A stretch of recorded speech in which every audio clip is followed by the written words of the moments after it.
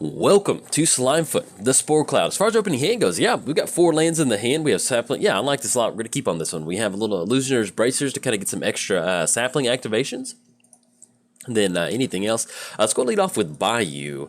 Yeah, anything else, we're going to go and pass this turn to our opponent. We are playing Slimefoot, the Stowaway. Whenever a sapling you control dies, Slimefoot deals 1 damage to each opponent, and you gain 1 life. Then for a 4-mana activation, create a 1/1 green sapling creature token. Opponent's going to get the island down and pass the turn. Let's go and go for Forest, more than likely. We'll see what we draw into, but more than likely we'll get down Forest. Probably go for that Illusioner's Bracers. I'd like to hold on to Sapling Migration just for a little bit longer. Do we want to go for Windswept? No, let's just go and get the Forest down. Let's go for Force. Let's go for Illusioner's Bracers. Let's go and get that down. And then we're going to go and pass the turn to our opponent. We're playing against Rona, Disciple of Gix. Whenever Rona enters the battlefield, let me see. It's actually the first time playing against her. You may exile target historic card from your graveyard. It's going to be an artifact, legendary, and saga. You may cast non-land cards, exile with Rona. Then for 4-mana activation, exile the top card of your library. So it should be an interesting match. This is one of those commanders that I love the art on it, and I saw it a long time ago, and I was like, yeah, I'll have to maybe build that one day. So I'm actually really curious to see what our opponent has going on. Let's go and tap out for Slimefoot. This is going to be black and double green.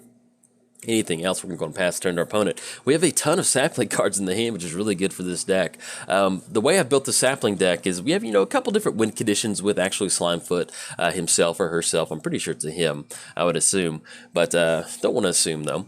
But so it could be either one. But for the most part, it's kind of a big mana deck. We want to get some good saplings onto the battlefield. But outside of that, we're not really running a lot of those fungus sapling creatures. We're going to put a spore counter on these fungus creatures during your upkeep. We're running a lot of spells that get those saplings in the battlefield. It makes a huge difference when you're trying to really get some stuff done with Slimefoot. Excuse me. Let's go ahead and go for Windswept Heath.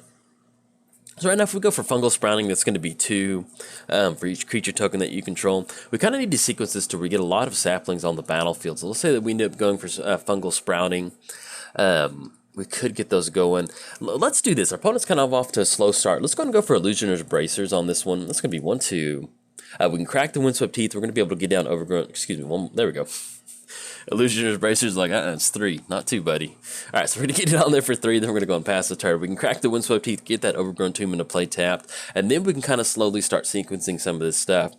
If we can somehow get Slimefoot's power and toughness just a little bit higher, we can get some more saplings on the battlefield with Fungal Sprouting. But if we can't do that anyway, we might end up simply just tapping out for it next turn, getting those saplings onto the battlefield, then following up with Sapling Migration, and then going for Sapling Symbiosis.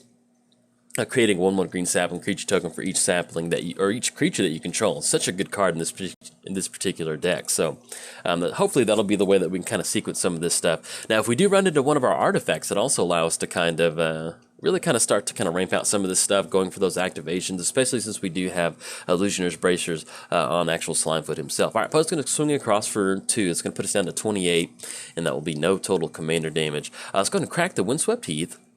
I'm really curious to see what our opponent's got going on. It seems like a pretty fun commander.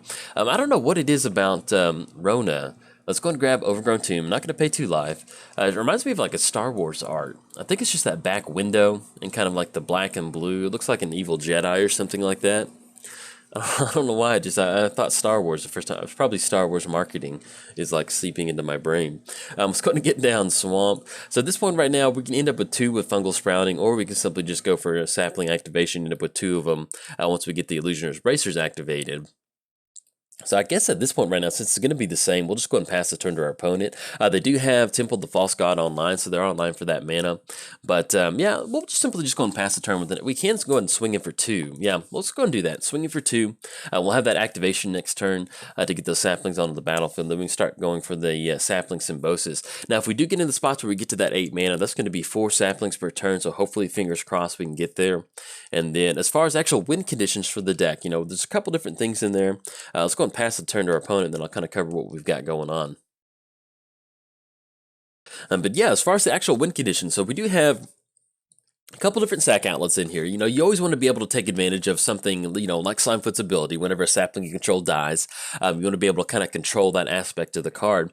So we do have a few sack outlets in here, and we're also running a few copies of Blood Artist, and not a few copies of Blood Artist, but style effects like that. We have Blood Artist, we have Falcon Wrath Noble, we have Zulaport Cutthroat, and once you kind of get a good combination of 2 to 3 of those effects on the battlefield, including Slimefoot, You get down a sack outlet, you go for something like sapling symbiosis, you end up with a ton of aristocrat triggers, and that's what makes Slimefoot really fun. And I'm not a huge infect fan, but we are running tainted strike in here, and so when you get those. When you go for a tainted strike win with Slimefoot, it's actually pretty fun. I'm not a huge infect, but like it, flavor wise, with him being like a spore fungus, it kind of, I don't know, I really appreciate it. Let's go and get the forest down. That's going to put us at 1, 2, 3, 4, 5. We have 6 total mana, which we're going to be online for the sapling migration. Let's go and go for that. It's going to be kicked. Let's go and get those onto the battlefield. Let's go 1, 2, 3. We can go for Jade Mage next turn if we want to. That'll kind of give us a reduced cost off Illusioner's Bracers, and we can also actually equip it onto Jade Mage. It'll be a little bit more mana that we have to sink into it, but we'll kind of see what we're going to go for. I do want to push in at this point. Yeah, why not? It's going to be 4 coming across. Every point of damage matters when you're playing Aristocrat-style deck, unless our opponent has Aetherize or something that we're going to get. Teferi. All right, there we go. All right. We got Teferi'd on this, and Teferi's going to flash in, and then they're at least going to be able to take care of a Slimefoot, or let's see if they want to chump block on one of these sapling tokens. But anyway, we got Teferi'd on that one. There we go. All right, so I'm going to send Slimefoot back to the command zone, but the good thing about playing Slimefoot, it is converted mana cost 3, so it's really not the end of the world. And as you can see, main thing is we just really want to build up those sapling tokens. We don't have to have, if we go for sapling symbiosis, it's not going to be, we're going to get the same effect on the battlefield. We're going to get a ton of tokens. So we don't necessarily have to have Slimefoot on the battlefield the entire game. As long as we can get it on the battlefield when we need to win, that's one of the main things right there. And having that converted mana cost 3 really helps us kind of push that game plan. But yeah, and it's also one of those commanders that, like, this is what makes Magic such a fun game, is like, I've never said like, hey, I want an Aristocrat sapling commander, and they made Slimefoot and I saw it and I'm like, that is really good. That sounds like a really fun commander to play. And it's just funny to have those, these desires in Magic that you never know that you needed. And they make cards that are just like, yeah, it's a lot of fun. Because if you've ever played an Aristocrats deck, it's one of the best ways to play Magic. If you've been a fan of the channel for a while, or if you've watched a few of my videos, you may have picked up on the fact that I really enjoy Aristocrats, because it makes for a different, you have aggro, you have control, you have mid-range, and then you just have like Aristocrats, where it's just like, get a bunch of creatures on the battlefield, or dump them into the graveyard, and then bring them all back at once, and then sacrifice them all to end up with a ton of Blood Artist triggers to close the game out, and it's just a really interesting way to approach the game. In fact, it's what kind of got me into Magic, was building my first Aristocrats deck, like all the way back during Return to Ravnica. And so it's what made me kind of be like, oh, okay, this game's a lot deeper other than just swinging across. I'm just going to get Swamped Down. I'll kind of highlight that here in a second. So we're looking at Slimefoot. We can get that down. It's going to be 1, 2, 3, 4, 5. Unfortunately, we're going to be 2 away from Sapling. We're not really under a huge clock from our opponent. We're sitting at 23 at this point right now. If we're going to go for Sapling Symbiosis, I want to have Slimefoot on the battlefield. So let's go and do that. Let's go and go for Swiftfoot Boots. It's going to be 1, 2. Let's go and get that down.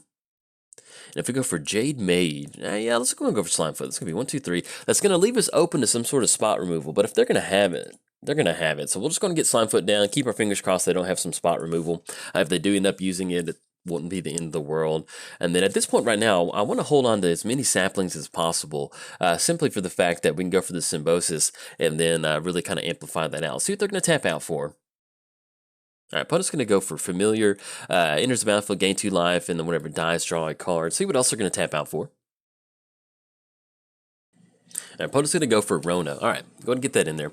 And they're going to flash in, and then, yeah, because creatures you own that are on the battlefield have flash. All right, there they go. See if they're going to exile that Traveler's Amulet.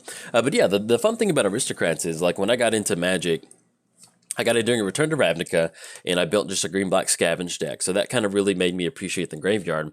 And then once I kind of got done playing, essentially, when most people get into a set, at least back then, there wasn't like Duels of the Planeswalkers, or even if you do play Magic Arena or Duels, they still give you a starter deck for certain colors that you kind of gravitate towards, and you kind of add cards to that. And so that was definitely the Scavenge deck with the Golgari. And so I already kind of had this appreciation for graveyard style effects, and then I came across Immortal Servitude, and Blood Artist was in that standard during that time, and then Sack Outlets and Suture Priest and different things like that. So it's just kind of like this. I'm like, wow, this game's more than just swinging creatures sometimes. You can really create these complex board states, or you can simply, just like what we're trying to do now, sit back. If we can rip into a Sack Outlet, we're almost at the point now to where once we get some bosses down, we might be able to close it out. You know, we still need a few more sapling tokens on the battlefield, but it's a good feeling knowing that we just kind of sit back and keep doing what we need to do. As long as we draw into, you know, a few key cards, we might be able to close it out. So it's kind of, I guess, like well, actually, you know, this acts as a sack outlet in a pinch if we need to go for that damnation. Let's see how we want to sequence. It's going to be 1, 2, 3, 4, 5, 6, 7. Let's go and go for Swiftfoot Boots onto Slimefoot. This is going to be important right now. We didn't see any removal from our opponent earlier, so hopefully this is going to stick on this one. All right, so we do have the Swiftfoot Boots onto Slimefoot.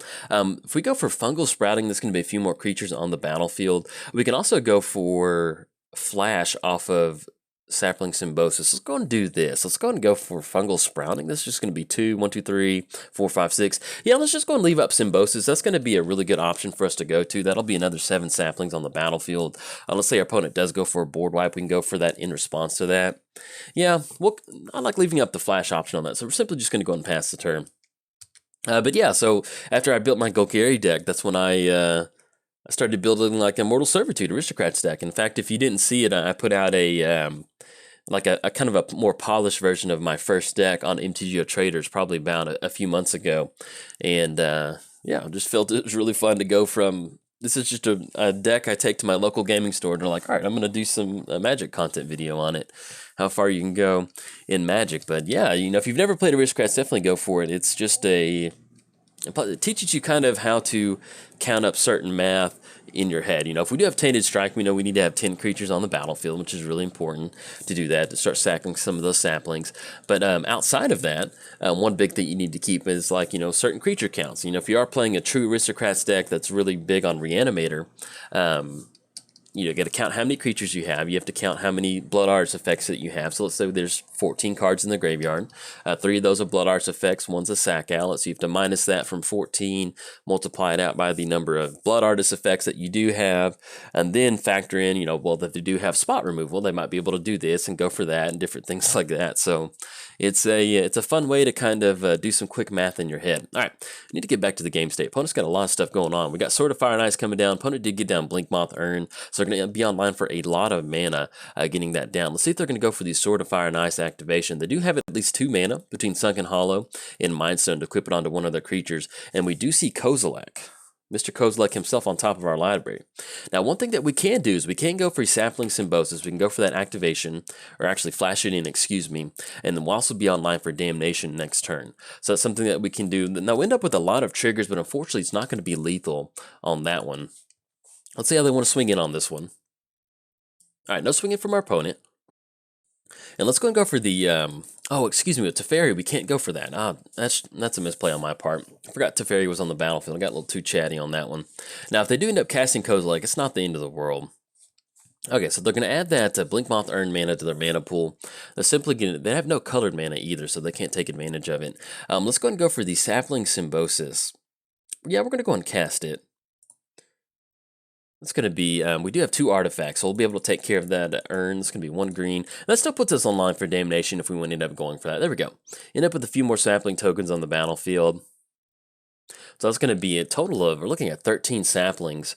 Do we want to go for Damnation? That's going to be 13. It won't do as much as we want right now, I think. So if we end up going for Fungal Sprouting, that'll be 2 more tokens on the battlefield, but we should have sequenced it the other way. Let's do this. Yeah, let's go and go for Damnation. That kind of puts us on buying a little bit more time, but it really don't really have a clear path to victory outside of that. Let's go and get down Jade Mage. We can still end up with another sapling token activation off that. Yeah, we can still go for activations with Teferi on the battlefield. Let's go and get down Dark Tutelage, that way we can get the card draw going. We're just kind of in this weird holding pattern where we know Kozilek's on top of our library. We could go for Damnation to kind of get some more effects on the battlefield, but we almost need something like Blood Artist, because with Blood Artist and you go for something like Damnation, you know, we're looking at 13, 14. We have 15 creatures on our side of the board, which is going to be half of our opponent's life total.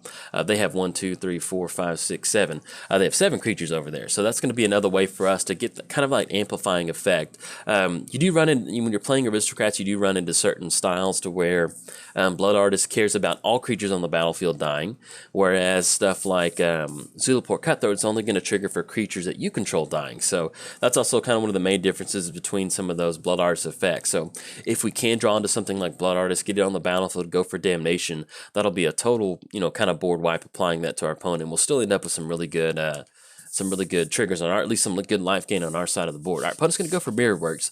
Whenever another non-token artifact enters the battlefield or you control, you may pay 2, create a copy of it. And then Kozilek is not an artifact, so I don't have to worry about that. Opponent's going to go for Sculpting still. Let's see what they're going to get out there. This is going to be pretty, it's getting pretty clunky here in a second, and pretty nasty. Okay, opponent's going to go for Duplicate. Let's see who they're going to target on this one. Enters the battlefield, you may exile target non-token creature.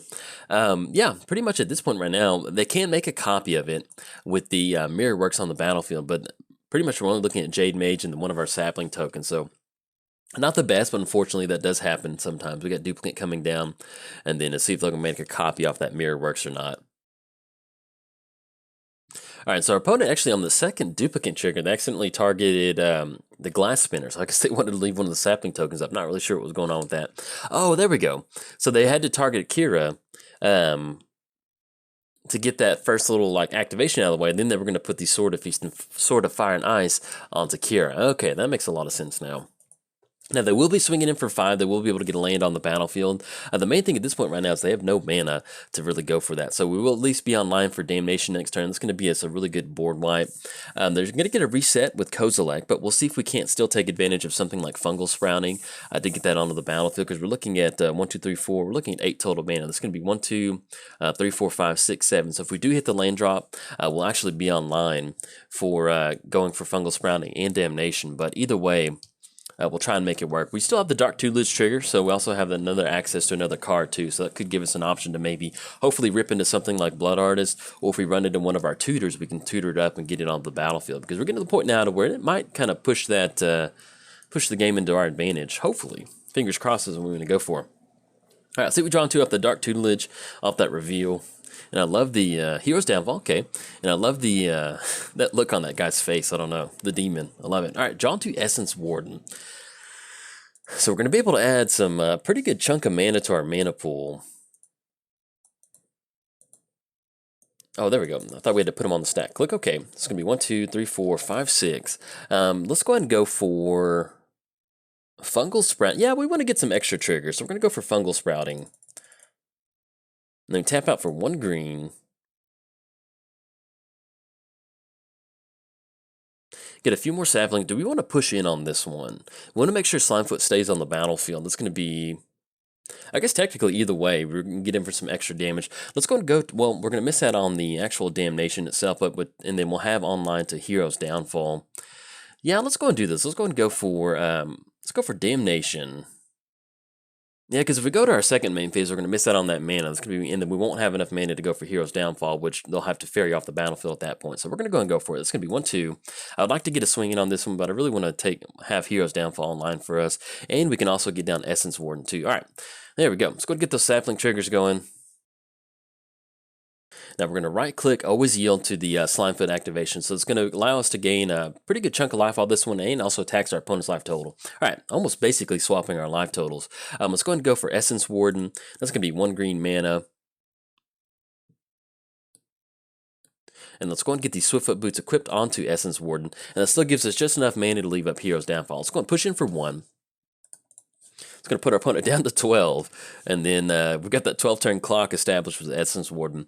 We probably could have sequenced a few of these turns just a little bit better, but long story short, we didn't really have enough saplings either way. You know, there was a turn earlier where I forgot about the sapling symbiosis, and I forgot about Teferi on the battlefield. So there's some other ways that we could have maybe sequenced a few more sapling tokens on the battlefield. But I think really once it boils down is that we still wouldn't have had enough to knock our opponent's life total down to 0, which is you're trying to do with Aristocrat. So at this point right now, our opponent's board state was getting really kind of cluttered and hard to deal with. So that's kind of why we ended up going for that Damnation at that particular point. We're going to add black mana in response to that. That way if they do cast another creature, at least we're going to force them to go into their second main phase once we have that black mana up. Now, the downside with Tamio being on the battlefield is they're going to be able to tap down they're going to be able to tap down permanent. So that's going to really kind of basically almost be like land destruction in a way. They're going to have one of our lands unavailable to use for the turn. So it's going to be 1, 2, 3, 4, 5, 6. With Slimefoot going back to the command zone, we actually need to get one more land down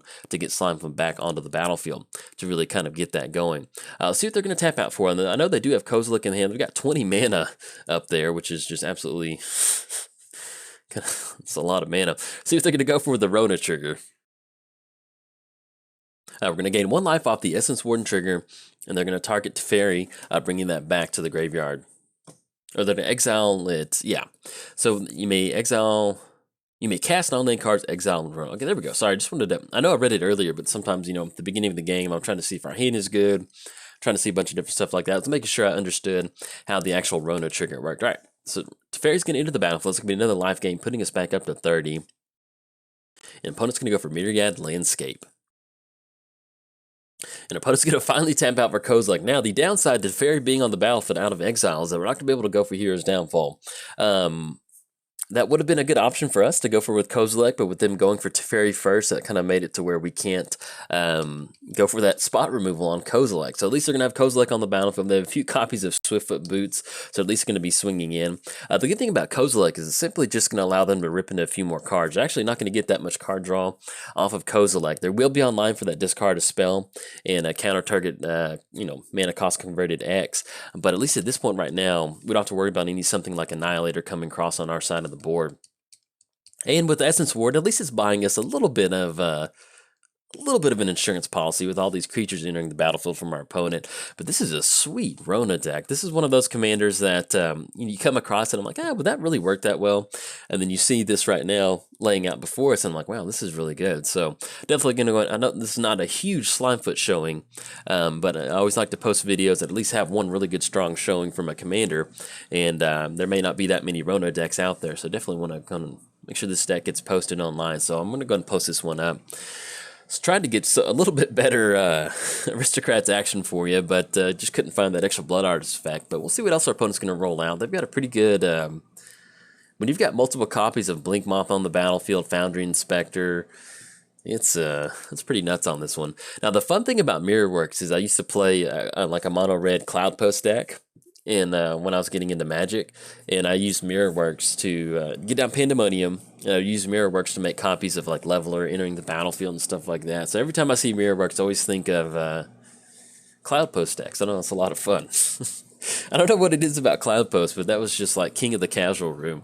I was just building a bunch of Cloud Post decks. So you'd have other people running Cloud Post, and it would just make for really fun times on that one. All right, opponent's going to get Swiftfoot Boots onto Teferi. That's going to allow them to swing in for 3 if they want to, and then no swing in from Kozilek because, well, actually, they still have the other Swiftfoot Boots that they can go for. All right, get it onto Hope of Gearpore. And the opponent's going to go for Sword of Feast and Famine onto Kozilek. We're looking at a 15-15 that could come across, but we're still online for Hero's Downfall, taking care of at least Kozilek off the battlefield. And that'll still buy us a little bit more time, so it's not the complete end of the world that this happened. So, all right, opponent's going to be swinging across for 4. It's going to put us down to 30. And then with the Hope of Gearpore activation, that's actually going to keep us offline for Hero's Downfall.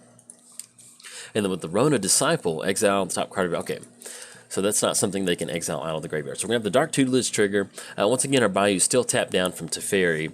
Drawn to Keen Sense, and then we'll see what else. Drawn to another Forest. That would have been, oh... Can you just like sit here and imagine getting down Slimefoot with Keen Sense when we went for that Damnation? That would have been, oh, that would have been nice. I was going to get the Forest down. I guess we'll go ahead and go for Slimefoot. It's going to be 1, 2, 3, 4, 5, 6. We'll use all that Blink Moth mana, green and a black. We can still go and get down Slimefoot. It's going to be a few more activations. Do we want to go for the... Yeah, if we ended up going for the Illusioner's Bracers activation, it's not going to be that good. So at this point right now, let's go ahead and go for... Let's get Keen Sense onto Slimefoot. Actually, we can't cast non-creature spells, because of Hope of Gearpore. So we can at least get down Slimefoot, and then we'll see if we can't go for a few more activations. Okay, we're going to gain 1 life, and then, yeah, we're going to go for a Slimefoot activation.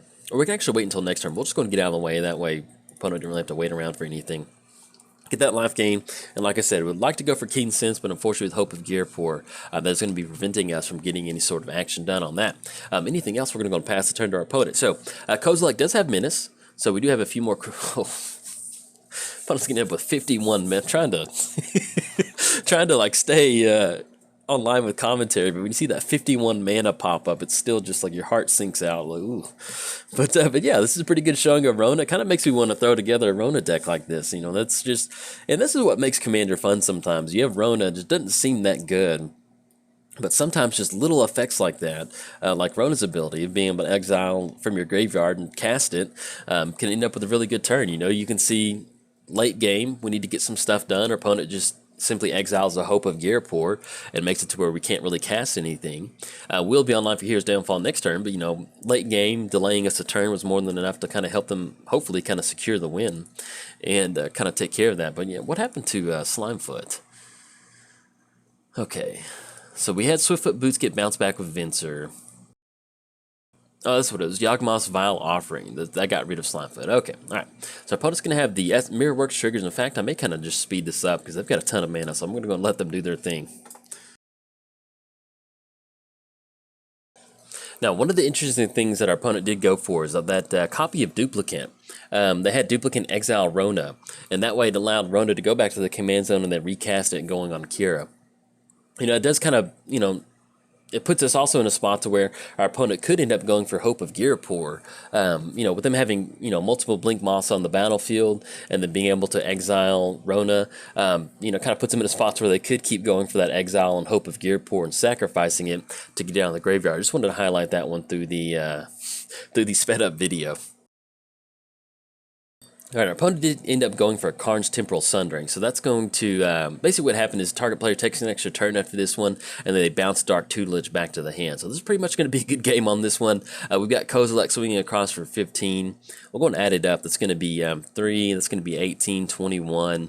Anything else that can swing in this turn? I don't think so. So we're looking at 21 points of damage coming across, and then they're going to be able to take that extra turn going for that. Good game to our opponent, taking that extra turn. And that's what makes Karn such a really good card in this particular deck. They've even got Ulamog on top of our library. Good game to our opponent. Sweet showing.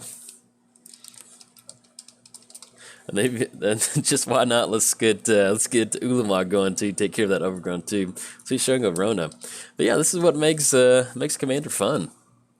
You know, you look at a certain commander, you're like, I don't know if it'll be that good, and here we are. Look at this board state, and it's got, you know, something like Tezzeret. You throw Tezzeret in here, go for those Tezzeret activation. That's some pretty good magic on that one. All right, but it's gonna go for the. Looks like they're gonna go for the Swiftfoot Boot activation, but oh, that's what it is. They had to get rid of that Cure activation, so that will be 25 coming across, and then that will be 28.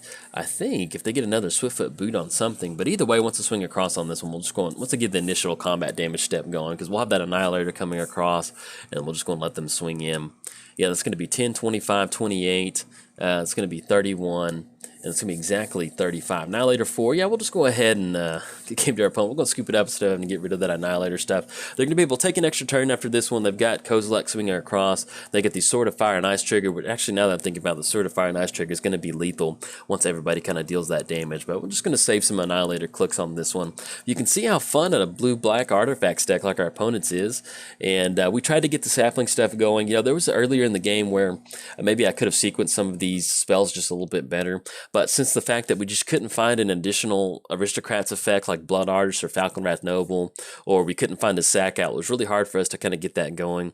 And then once our opponent got the Blink Moth on the battlefield, getting all that extra mana, it was just kind of a good game from there. Now, we did end up going for a Preemptive Damnation just to kind of buy us a little bit more time, a little bit of life gain. Would have liked to save that, like I said, with something like Blood Artist on the battlefield. But at that point in the game, we kind of had to go for that just to get a little bit of an assurance policy to hopefully get some stuff moving.